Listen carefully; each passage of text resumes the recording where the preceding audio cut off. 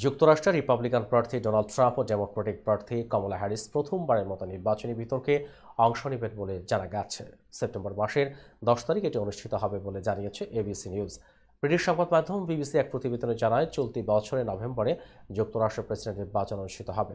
আসন্ন নির্বাচনে Republican party থেকে দেশের সাবেক প্রেসিডেন্ট ডোনাল্ড ট্রাম্পের সঙ্গে প্রতিদ্বন্দ্বিতা করবেন ডেমোক্রেটিক পার্টির বর্তমান ভাইস প্রেসিডেন্ট কমলা হ্যারিস।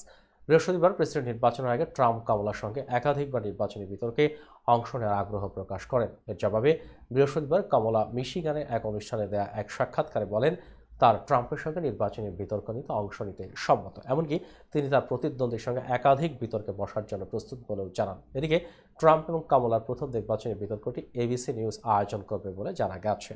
এর আগে চলতি বছরে 27 জন রিপাবলিকান প্রার্থী ডোনাল্ড ট্রাম্প একবার দেশটির বর্তমান প্রেসিডেন্ট জো বাইডেনের সঙ্গে নির্বাচনী বিতর্ক করেছিলেন। তবে ওই বিতর্কে ধরাশায়ী হওয়ার পর নানা চাপের মুখে প্রেসিডেন্ট প্রার্থী থেকে সরে দাঁড়ান বাইডেন। তার পরিবর্তে দলটির ভাইস প্রেসিডেন্ট কমলা হ্যারিস নির্বাচনে প্রেসিডেন্ট প্রার্থী মনোনীত হয়েছেন।